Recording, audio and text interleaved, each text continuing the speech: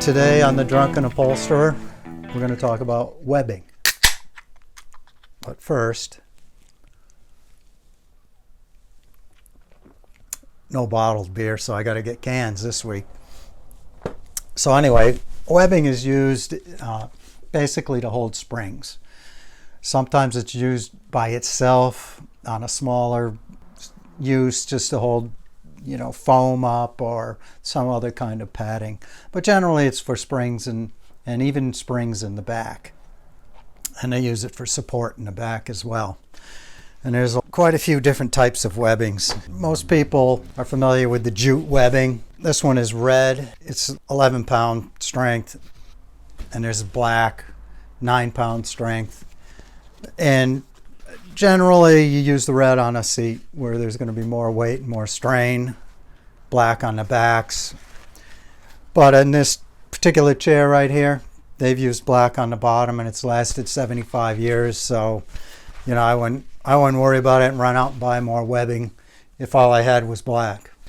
Now what I don't use either one. I use the synthetic webbing for both seats and backs. It's much stronger, doesn't rot, doesn't stretch. Much better product. I like it a lot better. These two tools are used to stretch that type of a webbing. You just hook it in through the teeth, pull it around the piece, make it tight. This one does the same thing. Stick it in, but you kind of push it down like that, and it pulls it tight. And we'll be doing this chair later, and I'll show you how I actually use it on this piece. Now, there's also this type of a no sag webbing, just one big sheet. You can use it on chairs, you can use it on sofas, you can use it on, all kinds of applications. This is synthetic sagless. It also comes in the Jute, but I like the synthetic. Doesn't stretch as much, doesn't rot. This is what you'd use to pull it, grab it, and pull it over the edge of the piece. They also have other kinds. They have metal webbing, which I don't really use. I use it sometimes to hold a piece together that's coming apart. I'd rather just take the old webbing off and put new webbing on rather than put a piece of metal over it. Some applications there's a steel webbing that actually is used in place of Jute webbing or any other kind of webbing. That's pretty good stuff. They also use this kind of rubber webbing for modern chairs, Danish modern, that type of stuff. It takes a clip on the end, which you either put in a vise or get some strong pliers and crush it on there, and then cut it to length and put another one on the other side. There's a groove cut into the frame, and you would stick this into the frame, pull it across, stick it in on the other side, and then you'd weave the pattern. I don't particularly like this stuff either. It does dry out and rot. Doesn't give you a really firm base, but they use it a lot in that Danish modern. There's also another elastic type of webbing similar to this that's stapled on it, which is basically trash. That's what they use on the cheaper furniture. It works for about a couple of months, and then you're in trouble. All right, so I'm going to show you how to web this chair shortly and give you a few tips on it as well. We chose this chair because it gives a great example of all kinds of webbing and what's been done in the past and what's going to have to happen in the future, because this particular one not only has the first layer of webbing, it has a second layer of webbing. It also has metal webbing, and they've also used this welt cord to actually tighten the webbing up.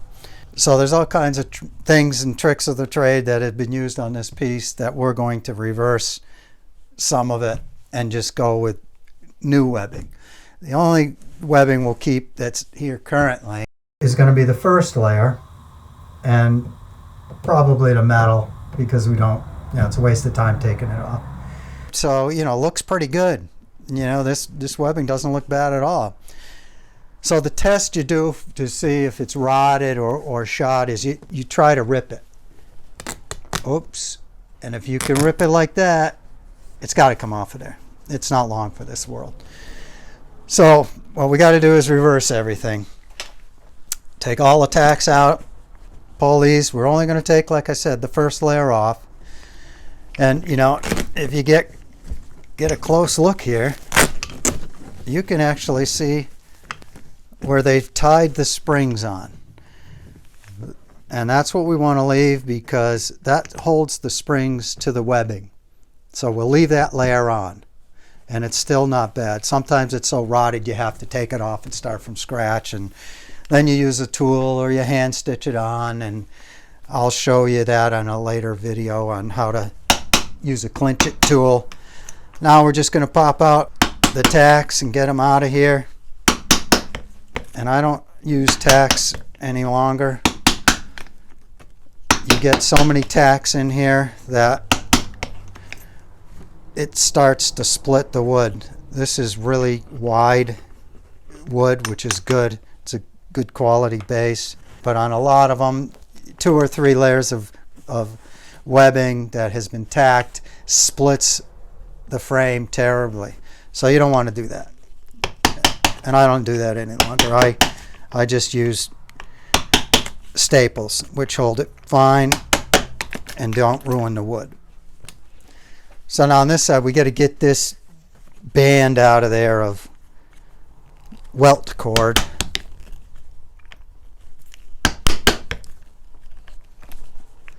And they've really tacked that thing in there. Good. Holy smokes. Look at that. See that? They didn't tack it. They nailed it. Always a surprise. Sometimes when you're doing upholstery, you do a lot of swearing and cursing of the previous person. You say, why did he do that, this jackass? So what happened was whoever reupholstered the chair at one point found that the webbing wasn't tight enough. So even though it wasn't rotting and falling off, they tightened it up by putting this on there, pushing the webbing down, nailing that on there, and that saved them from having to do more work. So we got that one out.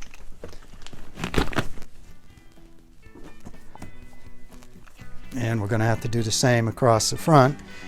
Unfortunately, it's probably nailed in there also.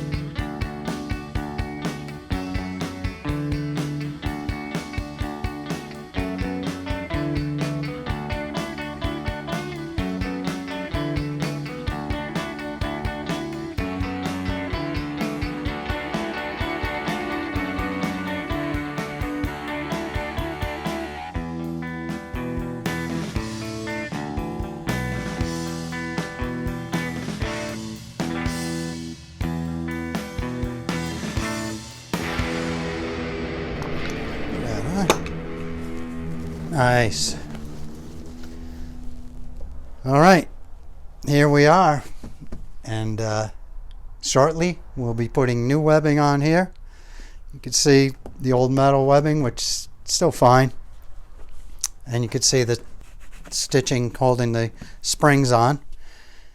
And on this particular piece, once I flip it over, pull all the other parts off, I'll use this clinch it tool to hold these springs down even better. Well, right now they're in place. We'll put new webbing on, and I'll show you how to do that in a minute. So have a little break, have a beer, and then come on back.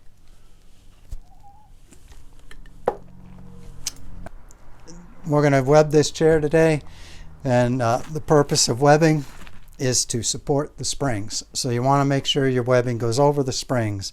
In this case, it's very heavily webbed, so there's no question about it. Some chairs and sofas, the webbing is widely spread, but it always goes under the spring. Now if you don't want to buy a roll of webbing, you only want to buy some yardage, then you want to measure out your longest one and add a couple inches on either side. So that's 27, and then just count them out. You got 1, 2, 3, 4, 5, 6, 7, 8, and multiply that by 27. So 8 yards obviously of webbing would be fine. And you don't want to cut it to length because you're going to have a hard time pulling it tight.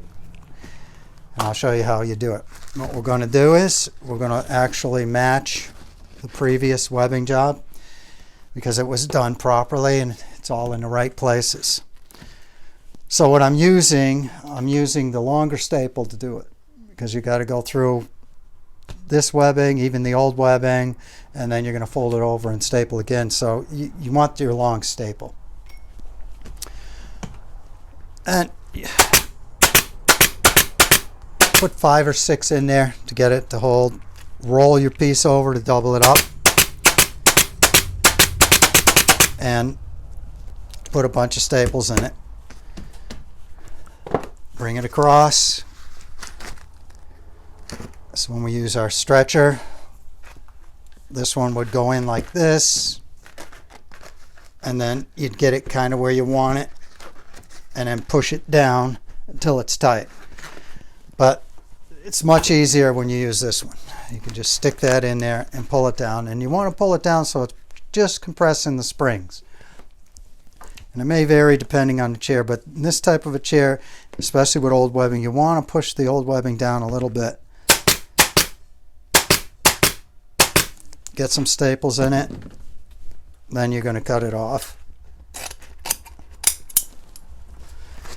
You leave enough so you can fold it over.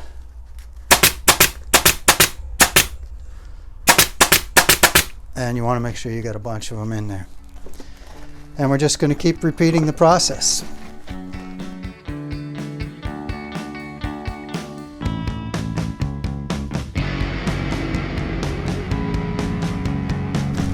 And if you let the webbing go on the floor, whoop, no big deal. It's easier that way, actually. Stretch it out, compress the springs a little bit, put a few staples in. I like to use 5 or 6.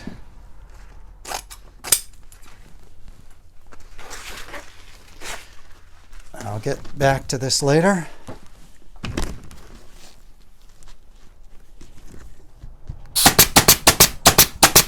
Fold it over.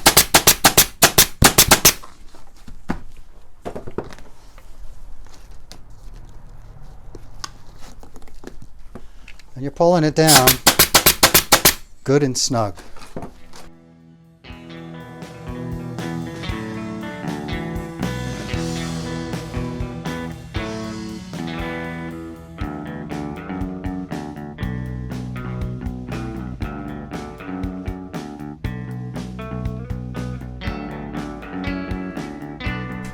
All right. Now we'll fold these guys up.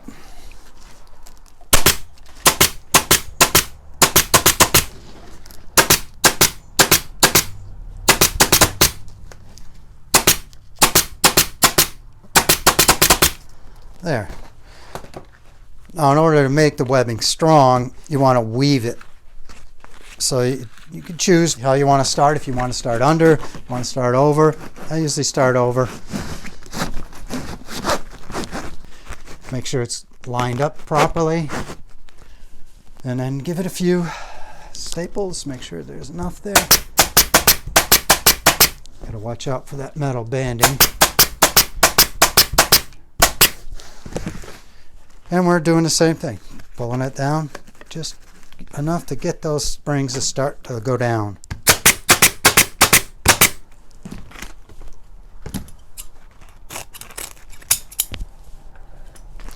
Now we do the opposite because we're weaving, so this time we go under. And I like to fold it, my hand in like over the fingers like this. A lot of times the old webbing can have clinches in them, and they're very sharp. They're sticking out and they cut you to ribbons. So if you hide your fingers in there, you're pretty safe. Lift it up, and work it through. Under, over, under, over. Line it up.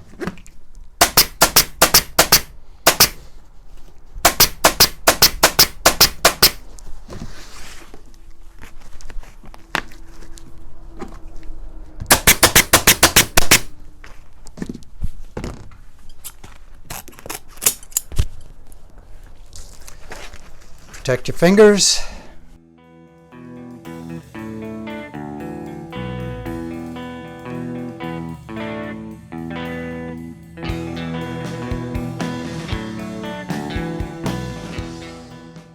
All right.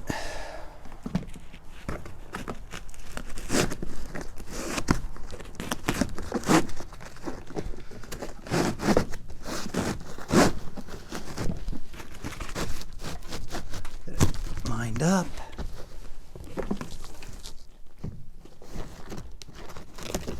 There's a tack we don't need.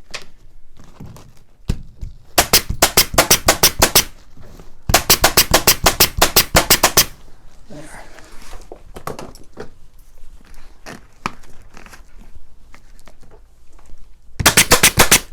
Up. Nice new one in there. 1/2 inch. These are 1/2 inch staples.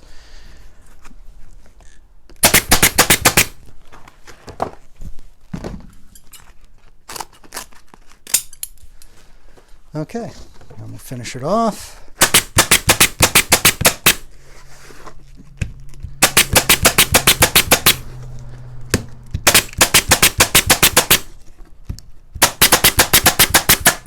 When you fold that over and double it up, it allows it to be stronger so that the webbing doesn't just rip out under the staple.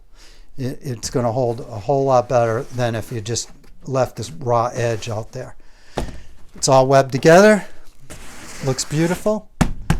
This is going to last 100 years. So, now we're ready to rip the rest of the chair apart, flip it over, open it up, maybe retie the springs. Put some clinchets in there to hold those springs good to this new webbing. And we're ready to go. They're going to have like a new chair. They'll be, fabric will wear out 4 or 5 times before they even have to worry about this. So we're in good shape. Thank you for watching the Drunken Upholsterer. Give us a big like, subscribe, tell all your friends about us, and drink plenty of beer. Okay? Have a good day.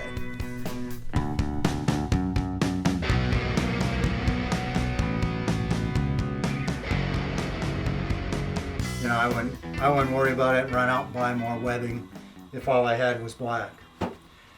Now, I basically use synthetic webbing. What to look for and what to do to re-web it. Okay? All right, I can have a drink of my beer that I tipped over earlier. It's probably off head, but hey, what the heck. All right. Should have said, did you hear the little whoo? I thought we were going to stop. I was like, oh no. Sounds like a sound effect. I know. I should have not done that.